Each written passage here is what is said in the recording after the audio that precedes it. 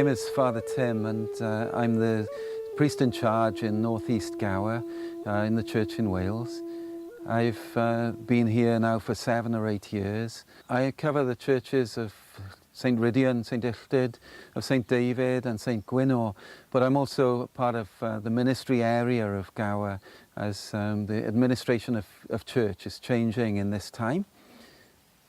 This time, I'm conscious that this time in church history is part of the entire time of church history, and I'm standing here underneath the yew tree in Glamorgan, which has been here for 1,000 years or more, this particular tree and another one before that, linking this time with the time of the Celtic church and the saints of the 6th century, and before that the Druids in this place of Glamorgan.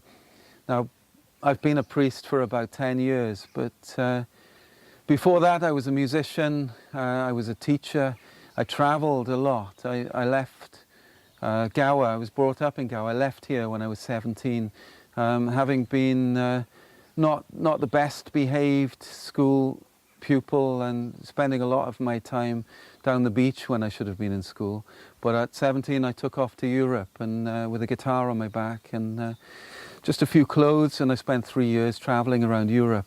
And it was during that time that I felt the calling to the church, much to my shock and I have to say annoyance at the time, having wandered into a little church in the south of France after a long day just working on the beach selling ice creams. I wandered in, and I had this explosion of light in me, and I came running out of the church, and I can just remember slamming the door shut and saying at the top of my voice, "God, leave me alone.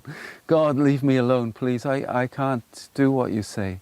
My grandfather was a priest. He was the Archdeacon of Brecon, and I wrote to him to tell him about this. But I had the sense that although God was calling me, that I needed to live my life, and that was all right with God. My grandfather wrote back to me in France and said, "You need to come and see the bishop." But I don't think he really understood what it was that had happened to me. And it was many years before I formally explored this calling. So I studied theology in Lampeter during the 1990s, and it was after that that I came forward to the church and began the process of discerning whether my calling was for the church in Wales. The reaction of my family and friends to my going into the ministry is difficult to talk about because it's over a long period of time. Some people knew when I was travelling around. I was travelling with people some of the time, and they knew that I had this sense of calling. And when you're on the road, I mean, there's nothing strange. There's nothing strange in something like that. But later on, after studying theology in Lampeter, I realised that the time had come to bring myself forward to the church, and then things were kind of strange in a way. Some of my family, who were used to me being a musician, who were used to me living quite a wild lifestyle, they had difficulty in understanding how that could be translated into what they saw as a rather formal and austere church life. I was married at the time, and although I came forward to be considered for selection in the church in Wales, as I'd got about a year into that, my marriage just collapsed, and I realised that there was nothing that I could do to keep it together. And when I spoke to the Bishop of St David's, that was the diocese I was going through at the time, because I was living up in the mountains above Carmarthen, and he just said, "Well, you know, this is the end of the road. There's nothing that the church can do with this. You can't be selected." And so the whole process stopped then. Perhaps we'll talk about that in a minute.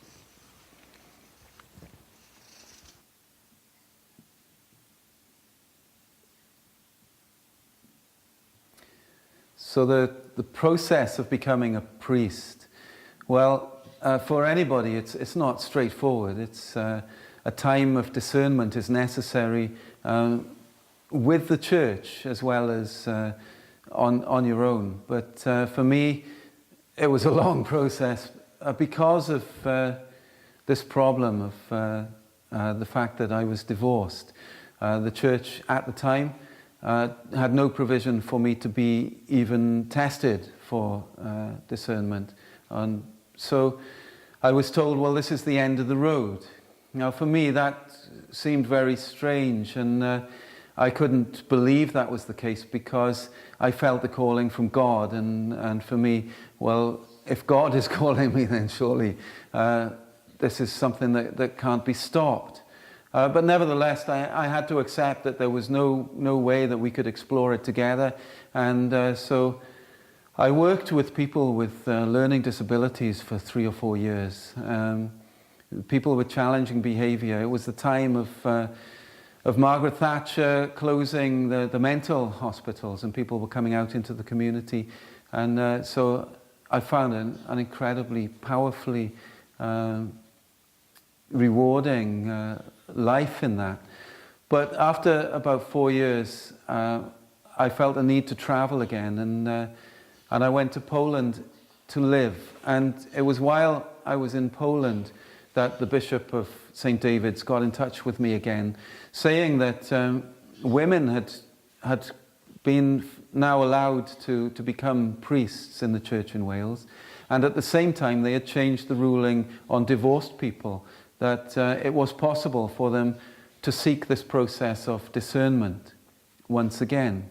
But he did say that the only problem would be you would be able to apply for dispensation to seek this process, but if I was planning to remarry, there could be a problem. And I was planning to remarry, and I married my wife in Poland. And I was told then, in that case, we had to wait for 3 years before this process could continue. So finally I came back to Wales in 2003 with my wife, and then 1 child. We've since had 2 more, and I have 2 children from my previous marriage. And in 2003, again the church said there needed to be more time, and so I found myself working in Swansea prison for a further 4 years before the process finally began. And then I began training in Cardiff and was ordained in 2007. It's not easy to talk about daily routine because every day is different, but there are elements of routine in my life as a priest in Gower. I begin the day with morning prayer and end the day with prayer. There are periods in the day where I will engage in contemplative prayer, and Gower is a wonderful place for that, of course.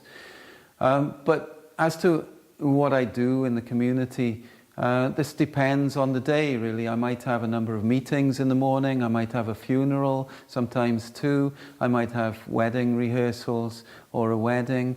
I might be going to visit people who are ill, taking communion to them, visiting the various places where of care homes and schools and where people are.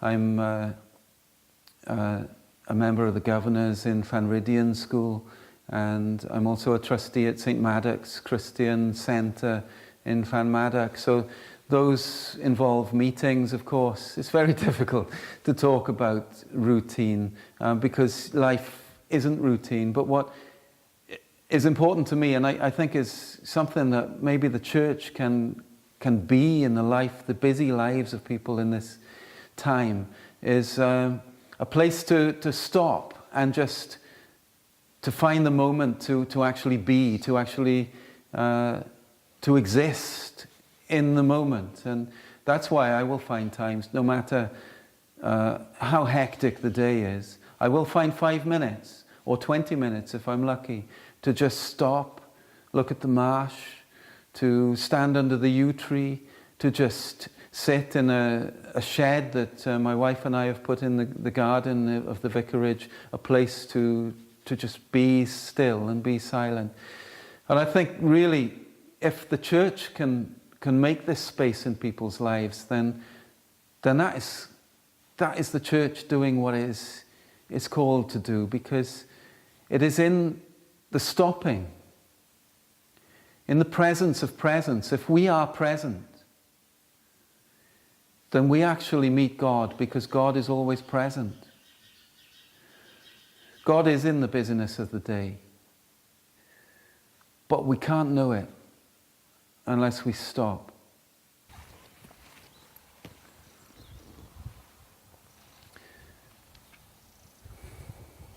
Music has been part of my life ever since I can remember, and I compose music and write songs.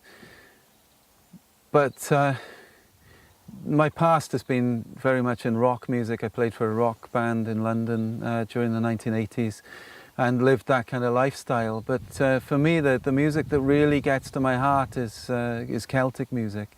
And it's more of that I use in my ministry. I use songs from time to time, but it's really the way that Celtic music can just draw people into who they are, and to pull on the emotion, and to take us beyond, I suppose, the intellect.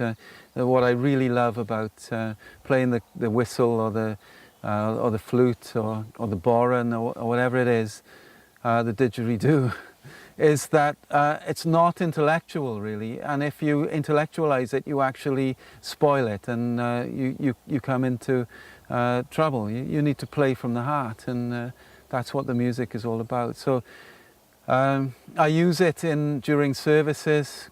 I use it in different situations. I'm doing a lot of recording at the moment with a flautist. He's a classical flautist who's played in the London Philharmonic Orchestra and the Liverpool Philharmonic Orchestra. He's played a lot in South Africa, and actually he's played with Carl Jenkins, one of the local heroes from here. But his style, working with my more improvisational style, has produced some music which is being recorded at the moment for an album. And that's another way to bring people to the message of Christ through music. Music is evocative. Sometimes preaching can be just a switch off, and so music helps me in that way.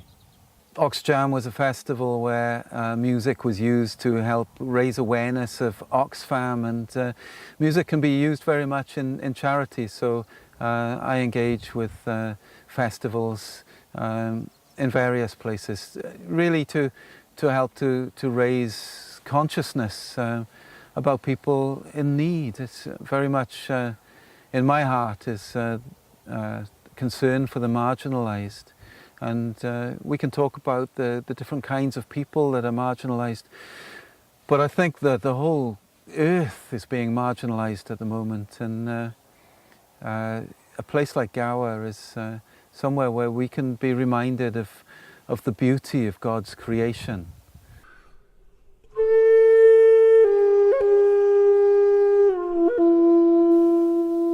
So where does the music come from? What inspires me to write songs? Well, music has been with me all my life, and early, like youth, was a hard time for me. I didn't like school, and as I mentioned before, I spent as much time out of school as I possibly could. I used to go down to the beach and Mitch down there, but I would take a guitar, and so music would come out of that. And for me, God is the inspiration for music. I remember Bob Dylan saying he doesn't know where those great songs come from. He just tapped into something somewhere, and for me that is what music is. When it's authentic, it's tapping into something that's already there and is God-given. So what inspires me about Gower and the people of Gower? Gower is a thin place. It's a place where the Celts used to say that the distance between heaven and earth is just 3 feet, but in a thin place.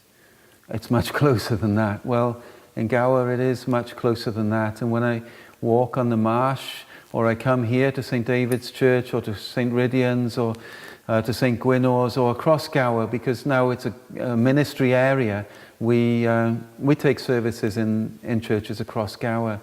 And